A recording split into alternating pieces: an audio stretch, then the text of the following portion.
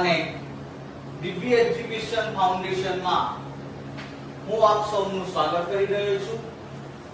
આ મારી YouTube channel કે જેની અંદર તમે સ્ટાન્ડર્ડ 9 અને 10 માં ગુજરાતી મીડિયમમાં મેથ્સ અને સાયન્સના દરેક ચેપ્ટર વિશે સંપૂર્ણપણે માહિતી સચોટ મેળવશો। તો પ્લીઝ સૌને એક રિક્વેસ્ટ કે આ વિડિયો જોયા બાદ તમને જો પસંદ આવે તો જ સબસ્ક્રાઇબ કરજો અને આગળ તમારા મિત્રોને પણ આના વિશે માહિતગાર કરજો। આજે આપણે જોઈશું ધોરણ 10 ગણિતની અંદર ચેપ્ટર નંબર 2 બહુપદીઓ કે જે બોર્ડની બ્લુપ્રિન્ટ અનુસાર આ ચેપ્ટરની અંદરથી કુલ ગુણ એટલે કે માર્ક 6 ગુણના પૂછાતું હોય છે, જે પૈકી 1 માર્કની અંદર હેતુલક્ષી, એમસીક્યુ, ખાલી જગ્યા કે ખરા ખોટા આમાંથી કોઈ પણ એક માર્કની અંદર પરીક્ષાની અંદર પૂછાતો હોય છે। તેવી જ રીતે એક દાખલો કે જે 2 ગુણની અંદર અને બીજો એક દાખલો કે જે 3 ગુણની અંદર પરીક્ષાની અંદર પૂછાતો હોય છે। તો આ ટોટલ કરતા કુલ ગુણ 6 એ આ ચેપ્ટરની અંદર પરીક્ષાની અંદર પૂછાતો હોય છે। હવે મિત્રો આપણે આ ચેપ્ટરની શરૂઆત કરતા પહેલા તમે મિત્રો ધોરણ 9 અને 8 ની અંદર આનો બેઝિક પાયા વિશે થોડી માહિતી મેળવી હશે અને શીખ્યા હશો, પરંતુ આ ચેપ્ટરની શરૂઆત આપણે કરતા હોઈએ તો બેઝિકલી આપણે શરૂઆતની અંદર જે ભણી ચૂક્યા છે એના ઉપર આપણે એક નજર મારીશું અને એનો બેઝિક પાયા વિશે આપણે સંપૂર્ણ માહિતગાર થઈશું। તો મિત્રો સૌથી આપણે આ ચેપ્ટરની અંદર વાત કરીએ તો સૌથી મહત્વની વાત કરીએ તો પહેલું જ છે ચલ। શું છે મિત્રો? ચલ। તો મિત્રો આપણે ચલ કોને કહીશું? તો મિત્રો ચલ એટલે શું? તો ચલની વાત કરીએ આપણે તો ચલ એટલે જેની કિંમત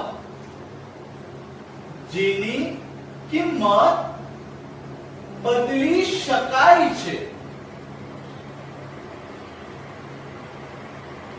જેની કિંમત બદલી શકાય છે એને આપણે મિત્રો ચલ કહીશું, બરાબર છે।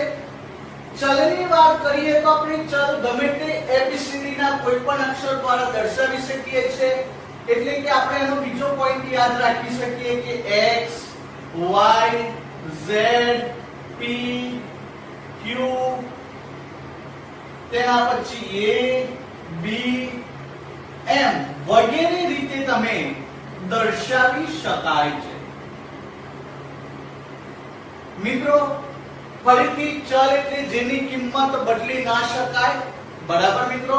અને ચલની કિંમત માટે આપણે વાત કરી કે ચલ x y z p q a b કોઈ પણ એબીસીડી નો અક્ષર તમે લઈ શકો છો।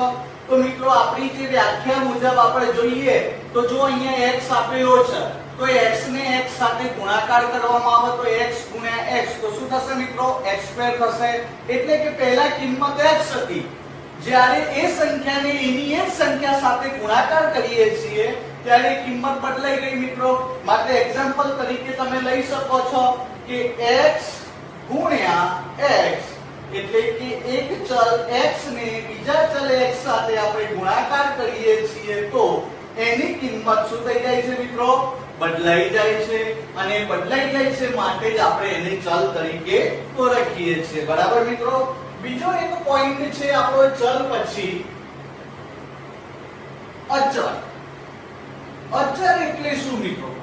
તો અચળની વાત કરીએ કે જેની કિંમત બદલી શકાતી નથી। જે ચલ છે એના કરતા ઉલટું વિચારો કે જેની કિંમત બદલી શકાતી નથી, બરાબર। દાખલા તરીકે કોઈ 7 સંખ્યા છે તો એ 7 ની વેલ્યુ તમે બદલી શકતા નથી, એ 7 જ રહેશે, બરાબર મિત્રો।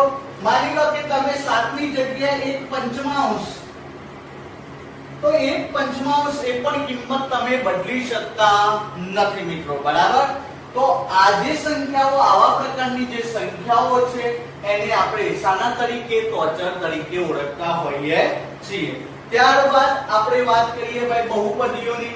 તો બહુપદીની વાત કરવામાં આવે તો મિત્રો બહુપદીને શાના વડે દર્શાવવામાં આવે? તો મિત્રો પહેલા જ આપણે યાદ રાખો એમાં કે બહુપદી જે છે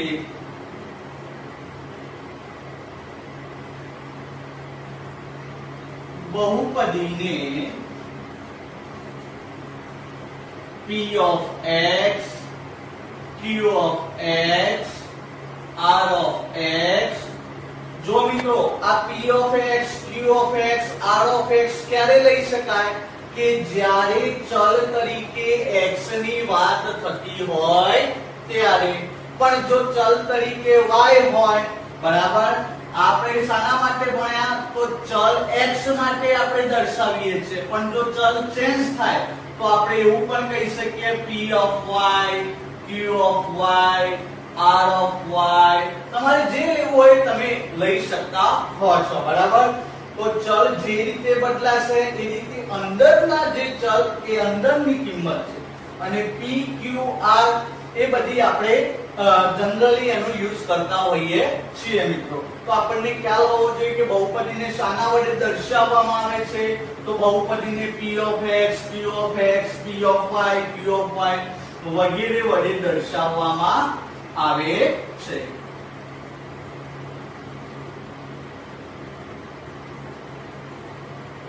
બરાબર મિત્રો. હવે આપણે વાત કરીશું બહુપદીના પ્રકારો વિશે, બરાબર. બહુપદીની વાત કરીએ તો મિત્રો બહુપદીના પ્રકારો. મિત્રો બહુપદીના તો પ્રકારો તમારે ઘણા બધા પાડી શકો છો, પણ આપણે અભ્યાસક્રમ મુજબ 3 પ્રકારો ઉપર ખાસ ધ્યાન આપવાનું છે મિત્રો. અને 3 પ્રકારો એકદમ સરળ છે, ધ્યાનપૂર્વક તમે જોઈ શકો છો. જે પૈકી પહેલો જ પ્રકાર છે જેને આપણે કહીશું એકઘાત બહુપદી. શું કહીશું મિત્રો? એકઘાત બહુપદી. અને એને બીજું નામ આપવું હોય તો પણ નામ તમે આપી શકો છો, સુરેખ બહુપદી. શું કહેવાય મિત્રો? સુરેખ બહુપદી. હવે આપણે વાત કરીએ કે ભાઈ સુરેખ બહુપદી અને એકઘાત બહુપદી ની વાત કરવામાં પહેલો પોઈન્ટ આપણને ખ્યાલ હોવો જોઈએ કે ભાઈ કયા પ્રકારની બહુપદીને એકઘાત બહુપદી કહેવાય. તો એની શોર્ટ જ વ્યાખ્યા છે કે જે બહુપદીની ઘાત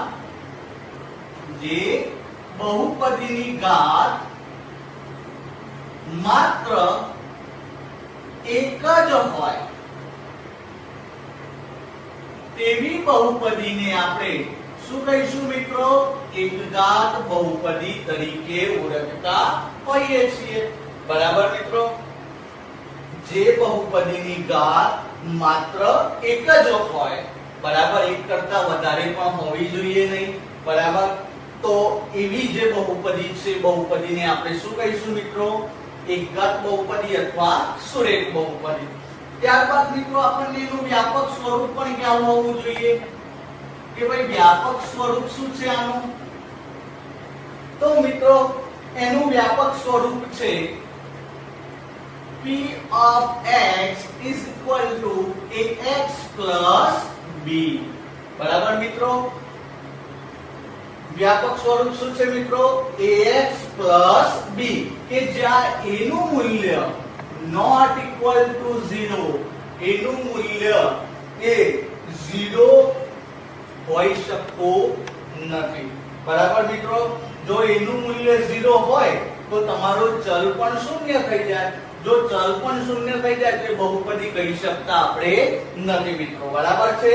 હવે આપણે આ વ્યાપક સ્વરૂપ જે આપ્યું છે એના આધારે કોઈ ઉદાહરણ બહુપદીના લેવા હોય તો આપણે એક્ઝામ્પલ પણ લઈ શકીએ છીએ કે ભાઈ બહુપદીના એક્ઝામ્પલ આપણે જોઈએ એકઘાત બહુપદીના. તો શું થાય? તો માની લો કે 2x 5. તો મિત્રો તમે જુઓ ઘાત કેટલી છે મિત્રો? x ના ઉપર એક જ ઘાત છે અને ચલની ઘાત એ આખા સમીકરણની ઘાત કહેવાય, બરાબર છે. એટલે કે ફરીથી સમીકરણની ઘાત એટલે કે આમાં ચલ એક જ છે x બરાબર, અને એ ચલનું પુનરાવર્તન પણ થતું નથી મિત્રો. તો અહીંયા x ના ઉપર કોઈ જ ઘાત નથી. દેખાય છે તમને મિત્રો કે કોઈ ઘાત છે આની અંદર? નથી. તો આપણે એ ઘાત નથી તો આપણે સમજીશું 1. શું સમજીશું? 1 બરાબર. માટે આવી જે બહુપદી છે એ બહુપદીને આપણે શું કહીશું મિત્રો? એકઘાત બહુપદી બરાબર. તમે આ રીતે કોઈ બીજું સમીકરણ પણ લઈ શકો છો. માની લો કે 3x - 9 થાય મિત્રો. તો આ પણ બહુપદી. કેવી બહુપદી કહેવાય? સુરેખ બહુપદી. તો આપણે ખાલી સુરેખ બહુપદીની અંદર ધ્યાન શું રાખવાનું કે જે બહુપદીની અંદર ઘાત માત્ર ને માત્ર એક જ હોય અને તેનું વ્યાપક સ્વરૂપ ax b ના સ્વરૂપમાં હોય તો એવી બહુપદી જે છે એ બહુપદીને આપણે સુરેખ બહુપદી તરીકે ઓળખતા હોઈએ છીએ બરાબર મિત્રો. હવે આની અંદર આપણે શૂન્યની વાત કરીએ બરાબર. તો હંમેશા યાદ રાખો કે બહુપદી મિત્રો એકઘાત બહુપદીના શૂન્યો અથવા શૂન્યોની સંખ્યા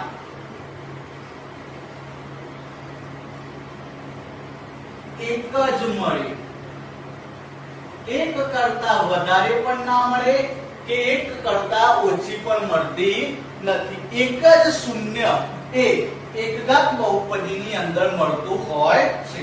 તમને ઘણા વિદ્યાર્થી મિત્રોને એવો પ્રશ્ન પણ થતો હશે કે આ શૂન્ય એટલે શું?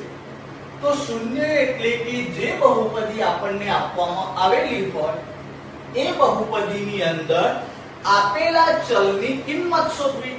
દાખલા તરીકે આપણે આ વાત કરીએ, ઉપર એક્ઝામ્પલ ની અંદર આપેલું છે 2x + 5 બરાબર. તો 2x + 5 ની વાત કરીએ મિત્રો તો આ રીતે થાય 2x + 5. તો આની અંદર ચલ કયો છે? x બરાબર મિત્રો. તો જો ચલ x હોય તો આપણે એ x ને કિંમત શોધવાની. તો એના માટે આ જે બહુપદી છે એને p of x કહેવાય. તો p of x નું મૂલ્ય આપણે શું લેવાનું? 0. એટલે આ રીતે થાય p of x = 0. ચલો p of x ની જગ્યાએ શું છે મિત્રો? 2x + 5 = 0. x ની વેલ્યુ મેળવીશું તો શું થાય? 2x = -5.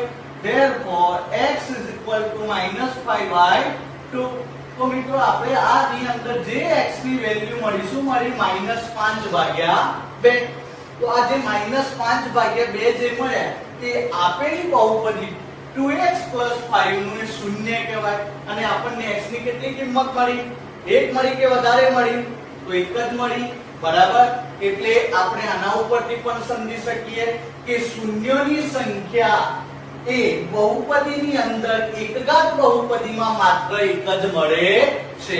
એક કરતા વધારે મળતી નથી. ખ્યાલ આવી ગયો મિત્રો? હવે આપણે નેક્સ્ટ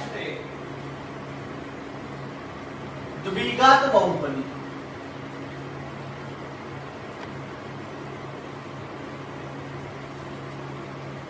હવે દ્વિઘાત બહુપદીની વાત કરીએ તો દ્વિનો અર્થ શું થાય? તો દ્વિ એટલે બે. જે બહુપદીની ઘાત માત્ર દ્વિ એટલે કે બે હોય એવી બહુપદીને આપણે દ્વિઘાત બહુપદી કહીએ છીએ. તો આપણે લખી શકીએ કે ભાઈ જેની ઘાત બે હોય તેવી બહુપદીને કેવી બહુપદી કહીશું? દ્વિઘાત બહુપદી કહીશું બરાબર મિત્રો. ત્યારબાદ આપણે એનું વ્યાપક સ્વરૂપની વાત કરીએ કે ભાઈ દ્વિઘાત બહુપદી જે છે એનું વ્યાપક સ્વરૂપ શું છે? તો મિત્રો દ્વિઘાત બહુપદીનું વ્યાપક સ્વરૂપ છે ax² + bx + c.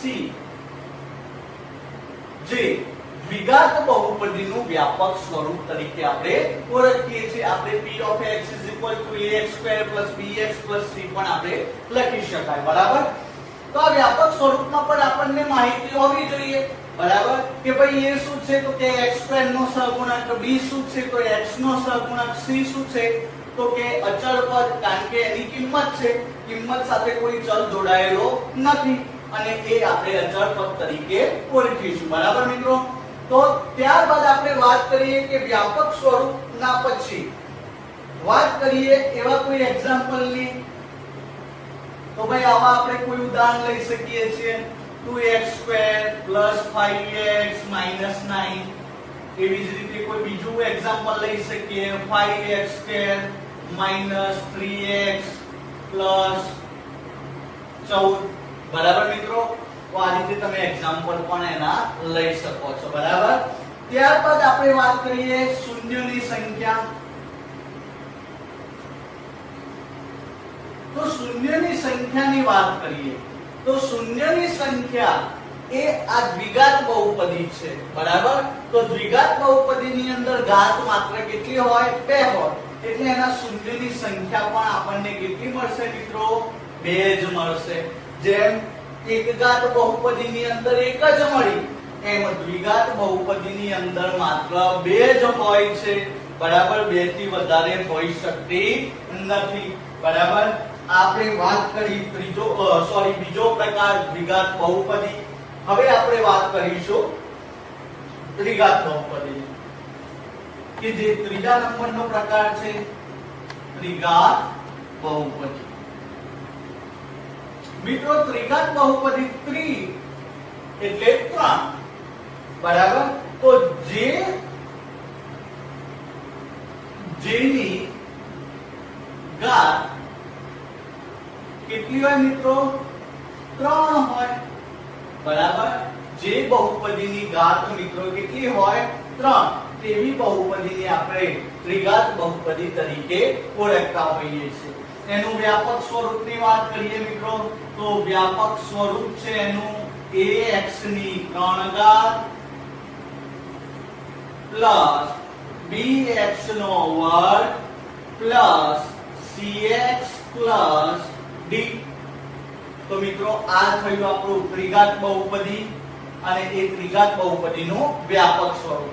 a b c d એની જગ્યાએ કોઈ પણ કિંમત હોય જેમ ઉપર હતું એવી જ રીતે. બરાબર? એની અંદર પણ આપણે જો એક્ઝામ્પલ કોઈ લેવું હોય તો તમે કોઈ પણ લઈ શકો છો. જેમ કે 3x ની 3 ઘાત -2x² + 7x - 9. બરાબર? તો આજે એક્ઝામ્પલ લીધું એવા તમે ઘણા બધા એક્ઝામ્પલ લઈ શકો છો. બસ આપણે એટલું જ યાદ રાખવાનું કે આપેલી જે બહુપદી હોય એ બહુપદીની ઘાત જોવાની મિત્રો કે ઘાત કેટલી છે? 3. તો એ ત્રિઘાત બહુપદી કહેવાય મિત્રો. આપણે આ જે પોઈન્ટ જોયા બરાબર એવી જ રીતે શૂન્યની સંખ્યા ત્રિઘાત બહુપદી માટે પણ જોઈએ. તો શૂન્યની સંખ્યા કેટલી હશે મિત્રો? તો શૂન્યોની સંખ્યા 3 હોય. બરાબર મિત્રો? ત્રિઘાત બહુપદીની અંદર શૂન્યોની સંખ્યા 3 હોય છે. બરાબર? તો આપણે આ 3 પ્રકારો વિશે ભણ્યા. એની ઘાતો જોઈ લીધી, એના વ્યાપક સ્વરૂપો જોયા. બરાબર? શૂન્યની સંખ્યા પણ જોઈ લીધી. તો આના ઉપરથી આપણે એક બાબત ખાસ ધ્યાન રાખવાની કે કોઈ પણ બહુપદીની અંદર શું યાદ રાખશો મિત્રો? આ મોસ્ટ IMP લાઈન છે. કોઈ પણ બહુપદીમાં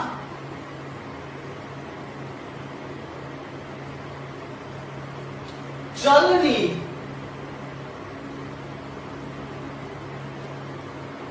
મહત્તમ ઘાત એ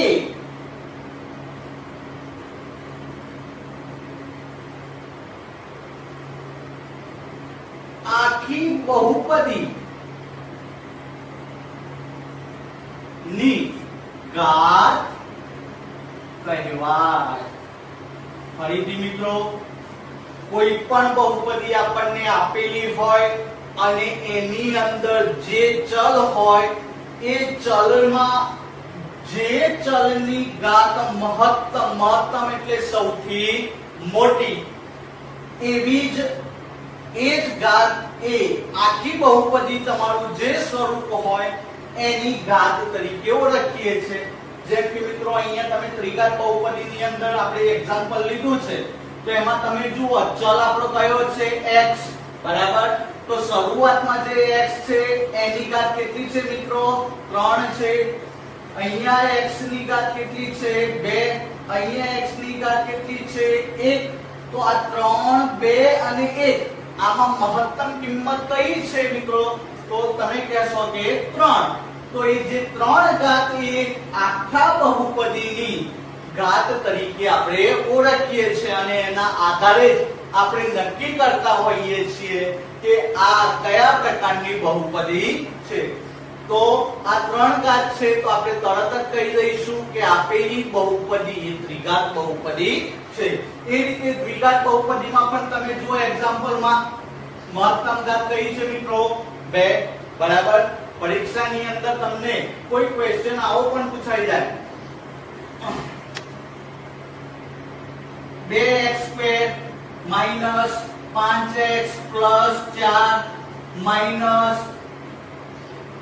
9x ની 3 ઘાત. આ આપેલી બહુપદીની ઘાત મિત્રો કેટલી છે? તો આપણે ખાલી શરૂઆતની ઘાત જોવાની નથી, આપણે આખી બહુપદીમાં જોવાની. અને કોની ઘાત જોવાની? ચલની ઘાત. તો આમાં 2 છે, આમાં 3 છે, આમાં 1 છે. તો x ની મોટામાં મોટી ઘાત એ 3 છે. માટે આપેલી બહુપદી કેવી બહુપદી કહેવાશે મિત્રો? ત્રિઘાત બહુપદી કહેવાય, બરાબર. પરીક્ષાની અંદર તમારે 1 માર્કની અંદર આવા જ ક્વેશ્ચન આવતા હોય છે, બરાબર. કે ભાઈ કોઈ પણ સમીકરણ આપેલું હોય અને તમને કહેવામાં આવે કે આપેલી બહુપદી એ એક ઘાત છે, દ્વિઘાત છે કે ત્રિઘાત તે જણાવશો. તો આપણે ઘાતના આધારે નક્કી કરી શકીએ છીએ. જો ઘાત 1 હોય તો એક ઘાત, જો ઘાત 2 હોય તો દ્વિઘાત, જો ઘાત 3 હોય તો ત્રિઘાત. હવે મિત્રો આપણે બહુપદીની અંદર આલેખોની વાત કરીશું. તો મિત્રો બહુપદી માટે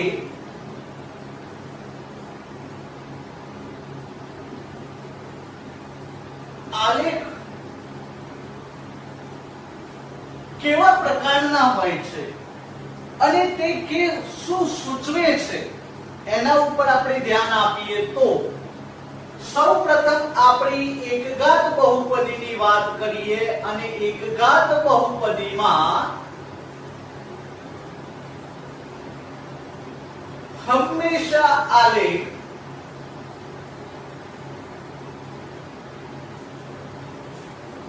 એક રેખા મળતી હોય છે.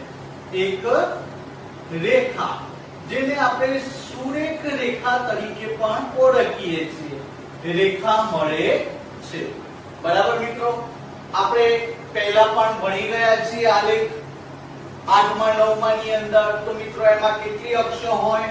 તો 2 અક્ષો હોય, જેમાં આડી અક્ષને આપણે x અક્ષ અને ઊભી અક્ષને આપણે y અક્ષ તરીકે ઓળખતા હોઈએ છીએ.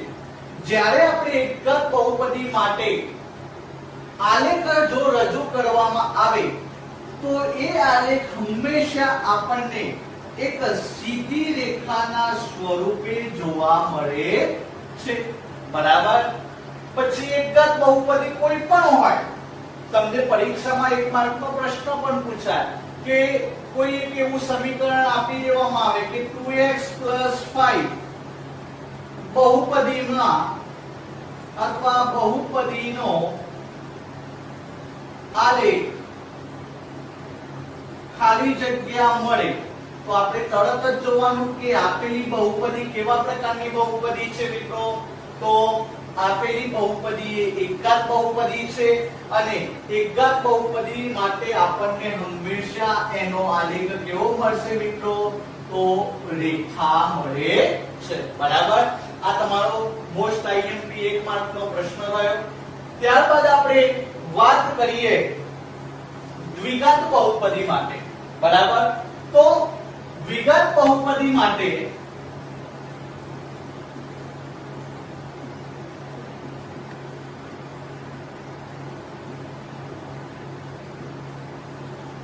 દ્વિઘાત બહુપદી માટે આમ તો આલેખ પડવલય મળે, કેવો મળે મિત્રો?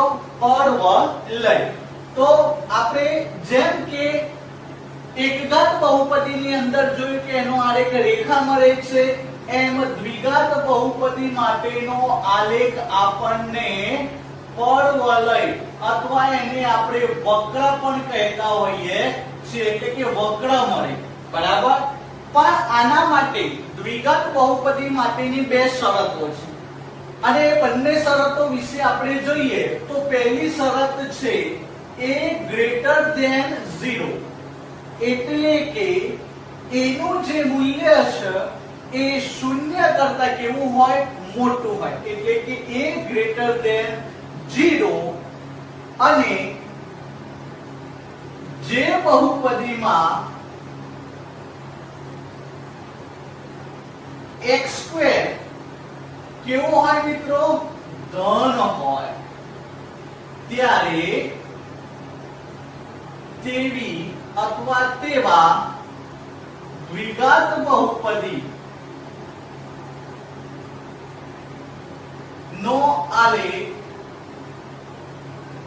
પરવલય તો ખરો જ મિત્રો, પણ પરવલય આ છે x² કેવો હોય? ધન, એટલે કે a ગ્રેટર ધેન 0. આપણે આ એક શરત જ છે મિત્રો. a ગ્રેટર ધેન 0 કશો કે બહુપદીની અંદર x² ધન હોય, બંને એક જ શબ્દો છે, એટલે જ મેં લખ્યું કે a ગ્રેટર ધેન 0, એટલે જે બહુપદીમાં x² કેવો હોય? ધન સંખ્યા હોય. બરાબર. અથવા ધન પૂર્ણાંક હોય ત્યારે તેવા દ્વિઘાત બહુપદીનો આલેખ પરવલય તો ખરો જ મિત્રો, પણ ઉપરની તરફથી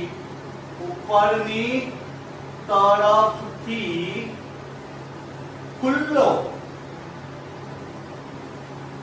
પરવલય અથવા વક્ર મળે છે. બરાબર. તો આપણે વાત કરીએ આના આલેખ વિશેની માહિતી. માની લો કે આપણી પાસે કોઈ બે અક્ષ આપેલી છે. બરાબર. એક x અક્ષ તો બીજી આપણી y અક્ષ. બરાબર. હવે આમાં જ્યારે કોઈ બહુપદી આપણો આપેલી હોય, માની લો કે આપણે કોઈ એક એક્ઝામ્પલ તરીકે લઈએ 2x² + 3x +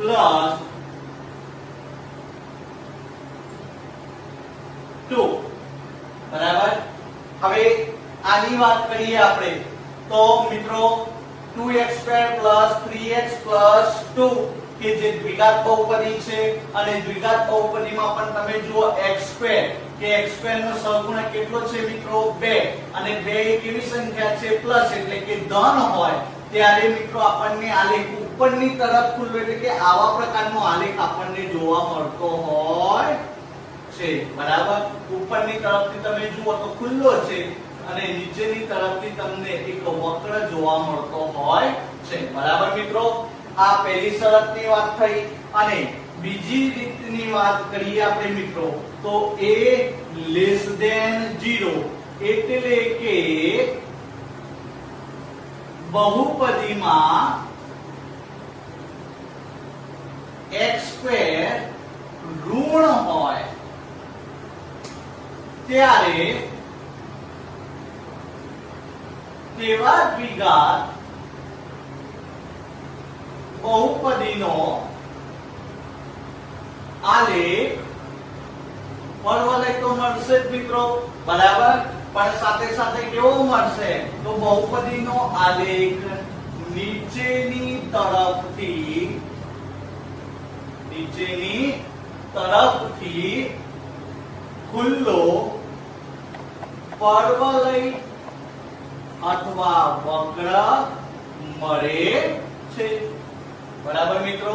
એનો પણ આપણે આલેખની વાત કરીએ કે આપણી પાસે કોઈ બે અક્ષ હોય, એક x અક્ષ, બીજી y અક્ષ, અને એનો આલેખ જ્યારે આપણે દોરતા હોઈએ ત્યારે એનો આલેખ આપણને આ રીતે ઉપરની તરફથી વક્ર હોય, જ્યારે નીચેની બાજુએથી મિત્રો કેવો હોય છે? તો ખુલ્લો હોય છે. બરાબર મિત્રો. આપણે વાત કરી એકઘાત બહુપદી અને દ્વિઘાત બહુપદીના આલેખો વિશેની. બરાબર. તો પરીક્ષાની અંદર જેમ આપણને એકઘાત બહુપદીમાં જોયું એ રીતે જ દ્વિઘાત બહુપદીમાં પણ 1 માર્કનો પ્રશ્ન પૂછાય કે કોઈ પણ તમને દ્વિઘાત બહુપદી આપેલી હોય અને એ દ્વિઘાત બહુપદીમાં આપણે શું જોવાનું તો બે જ શરત આપણે જોવાનું કે x2 ધન છે જો ધન હોય તો પરવલય તો ખરો જ પણ સાથે સાથે ઉપરની બાજુએથી ખુલ્લો પરવલય આકાર આપણને જોવા મળે છે બરાબર એ જ રીતે જો આપણે એ દ્વિઘાત બહુપદીમાં x2 એ કેવો હોય મિત્રો ઋણ હોય એટલે કે આગળ માઈનસ ચિહ્ન હોય બરાબર તો તેવા દ્વિઘાત બહુપદીનો આલેખ આપણને પરવલય તો ખરો જ પણ સાથે નીચેની તરફથી કેવો હોય મિત્રો ખુલ્લો અને પરવલય અથવા વક્ર એ આપણને મળતો હોય